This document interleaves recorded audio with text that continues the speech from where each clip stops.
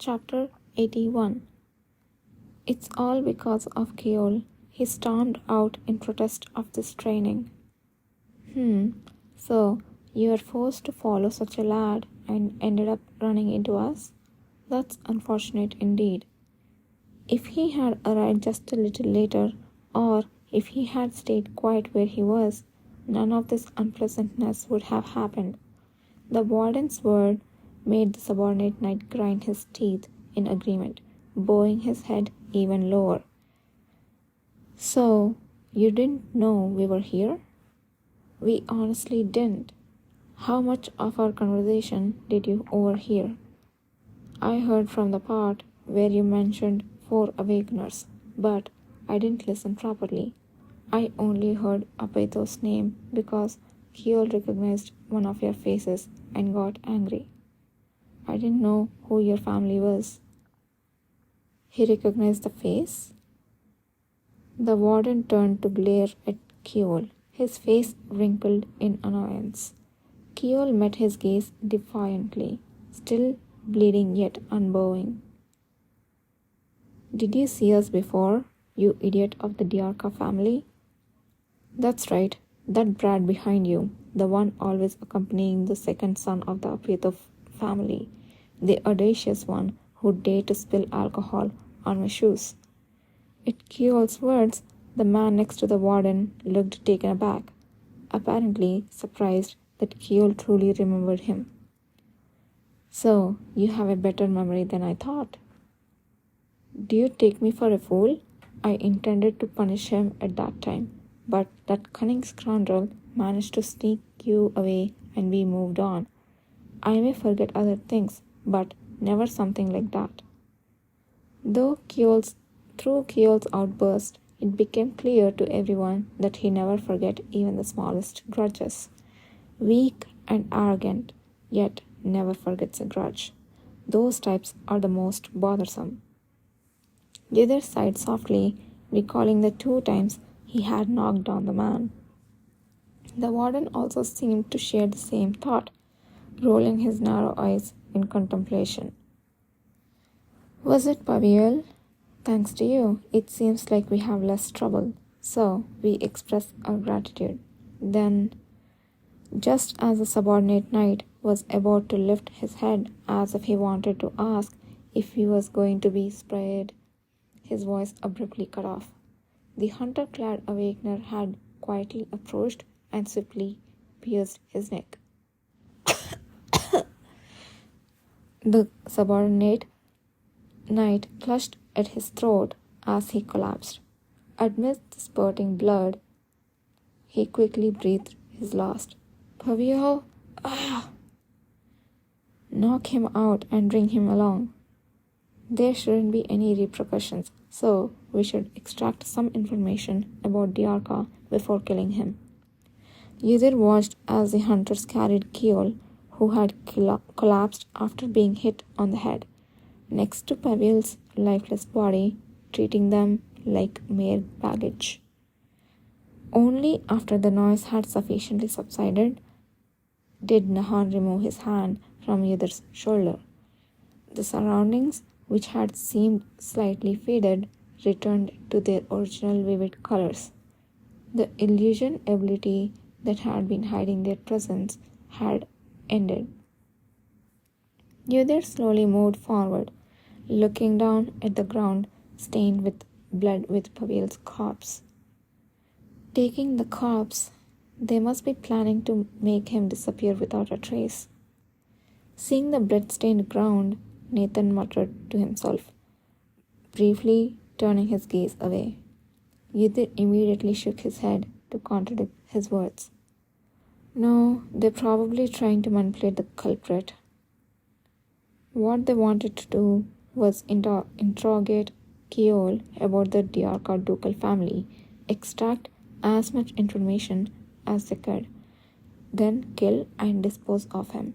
The best way to avoid raising the Diarca suspicions was to create a separate perpetrator. The easiest option would have been to frame the deceased knight, but if that wasn't feasible, they would likely shift their focus to the cavalry, staying in Hatton. There was a good chance they had already considered this far. Either way, it didn't bother either much. First, follow them and then confirm their destination. Then, Apeto Diarca. According to what I know, these are all names of prestigious ducal families. Am I right? As he continued his thoughts, preparing to follow the people of the Apeto family who had taken Kiol and disappeared, Yudhit turned his head at the sudden question. Somehow, the illusion that had enveloped him was now completely dispelled, revealing his original form.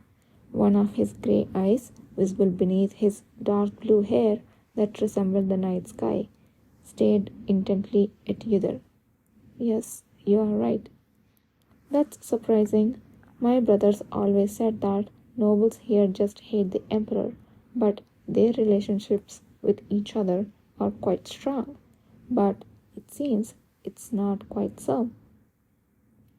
The people of the Apeto family, behaving suspiciously in a region under the strong influence of the Diarca, were bold enough to attempt to kill a member of the Diarca family that found them. Seeing this, it was natural to think they were not in good terms. But Yudhir's thoughts differed. In his past life, while serving as the emperor's confidant, he had seen many aspects of the four great ducal houses. To Yudhir, they appeared like a legendary separate monster with many heads but one body. They constantly bit and fought each other to better prey, but their survival as a whole always took precedence. For instance, even if it was revealed that the Apeto family killed Kiol, the son of the Diarca family, the Diarca wouldn't openly protest to the Apeto family. They might take small private revenge beneath the surface, but they would never let it escalate into a major feud between the families. That was the tacit rule of the four ducal houses, handed down for 1,000 years since the founding of the empire. As long as order is maintained, glory is everlasting. That's what the Emperor Yudhir served in his past life once said about this fact. Therefore, he shouldn't conclude from this incident alone that relations between the ducal families were bad. They were a very strange group, killing each other one moment, yet willing to sacrifice their lives to protect each other in different matters.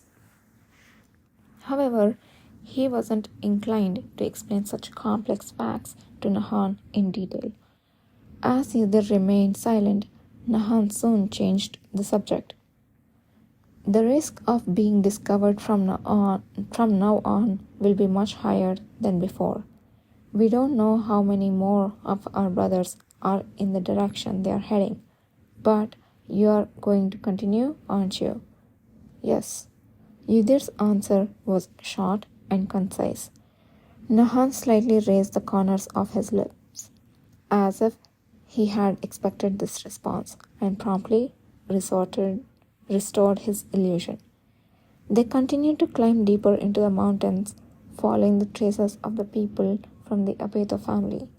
Thanks to the large number of people moving at once, footprints and bloodstains were more distinct, making it much easier to trace them. It was fortunate. Look, it leads into a cave over there. Their trail led deep into the valley, finally ending into a cave. It was cleverly hidden between the rocks, so much so that without the blood droplets marking the path, they might never have found it.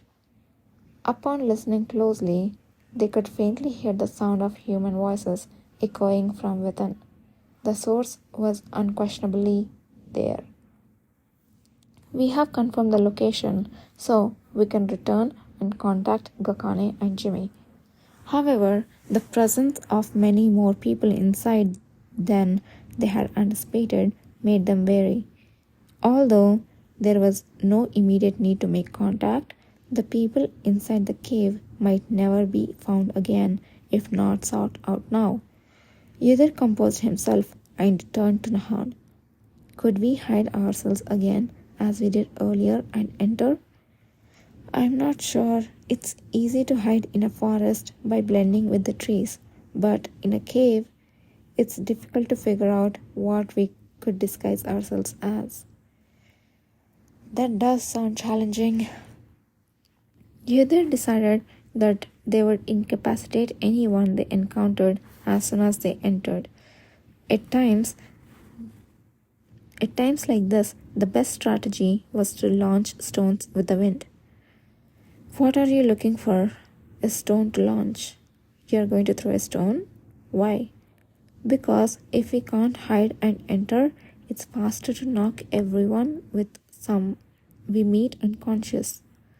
At Yudhir's explanation, Nahan made a strange expression. I guess you're not joking. I don't do pointless things. In that case, we might not have to wait very long. Someone is coming out from within. True to his words, the voices from within the cave were growing louder. A shadow began to stir, prompting Yudhir and Nahan to hide amongst the dense trees. Two of the hunter-dressed underlings who had followed the man they called Warden earlier emerged from within. Yudhir guessed they had come out to fetch water, noticing the large water jugs in their hands. Were they both awakeners? This works in our favor. Yudhir felt around his foot, picking up two small pebbles. As he threw them, he employed the full force of the wind. Soon after, there was a sound akin to fruit being struck by a stone, followed by two men collapsing onto the ground. Yudhir approached them and thoroughly examined their unconscious bodies. Did you kill them? They are only unconscious. Yudhir responded to Nahan's question while searching through the unconscious men's belongings, finding a small dagger and a few cigarettes. It seemed they had not just come out for water, but had intended to have a smoke and rest as well. Nothing much to note here. Using the dagger, Yudhir ripped pieces of their clothes to tie up their hands and legs, then stuffed cloths into their mouths. He hid them well behind the same trees they had concealed themselves earlier. After this, he turned to Nahan, who had been observing the entire scene without any hesitation. You mentioned earlier that you didn't know what to disguise ourselves as inside the cave. Nahan's eyes widened slightly as he realized what Yudhir was about to say. A look of astonishment, or perhaps incredulity, flitted across them, only to disappear shortly after. That's right. It seems we have figured it out now.